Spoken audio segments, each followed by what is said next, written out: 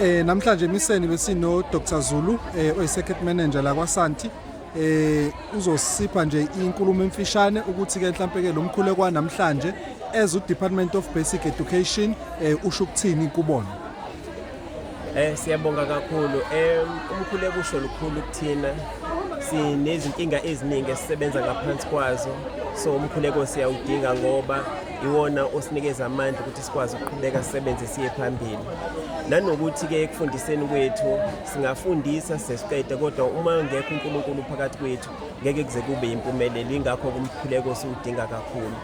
Sicela ukudlulisa nokubonga nje kuzo zonke izikole zakwaSanti ziperforme kahle ngendlela eyisimanga.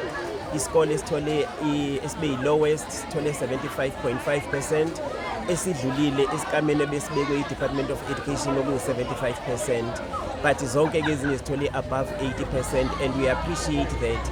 Mhlambe angizibali nje isizinda, iWestmead, iThornwood, neMarian Ridge, iHillcrest High, neKloof High kanye neFulton School for the Deaf, bese kuba iMarian Hill High School le elaphayana eRoma. Siyabonga kakhulu nje bonke baperforme kahle kubo bonke uprincipal nezikole nabazali, ngoba abangaphandle kwabazali into yethu ayilutho.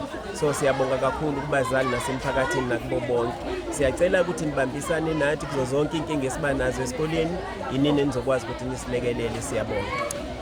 Siyabonga kakhulu. Siyazi usikulo nyaka kuzophinde kukhethwe nama SGBs amasha. Mhlawumbe imessage ongayidlulisela kuma SGBs nokugqugquzela ke nje umphakathi kanye nothisha kuzoqala leli calendar ukuthi ke baqhubekele phambili mhlawumbe kulomsebenzi lo ekade bewenza ngonyaka odlule, mhlawumbe siuthole no100 mhlawumbe la kuthini. Yeah, 100 possible kakhulu ngendlela othisha ababhukule ngayo nabazimisele ngayo, and ikhonto engiyithandayo ukuthi develop a competition of some kind. Everybody wants ukuthi isikole sakhe sithole ngaphezulu kwesinye. Lokho kuyasilekelela kakhulu ke ngoba uthisha abasebenza kanzima bagqugquzele nabafundi.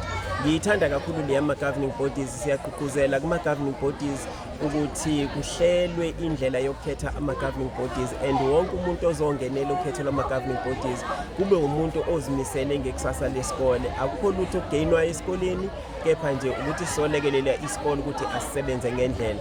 Ngomhla ka1 March ke ziyaqala inketho zama SGBs.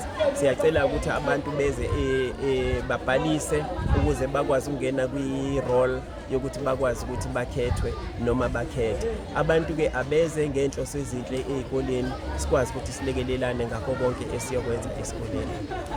Dr Zulu, siyabonga kakhulu ngepresence yakho today. Siyabonga. Ngiyabonga kakhulu. Mhlambe sengivalelisa nje ngicela ukugcizelela nakule ama admissions.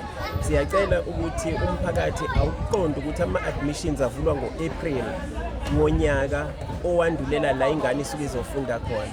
For 2025 siwavula ngoApril 2024, size siwavale ngoSeptember 2024.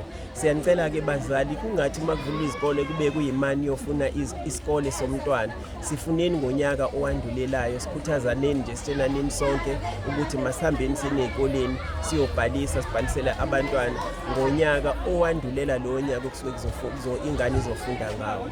Siyabonga. Siyabonga kakhulu. All the best for the 2024 academic year. Siyabonga kakhulu. Thank you.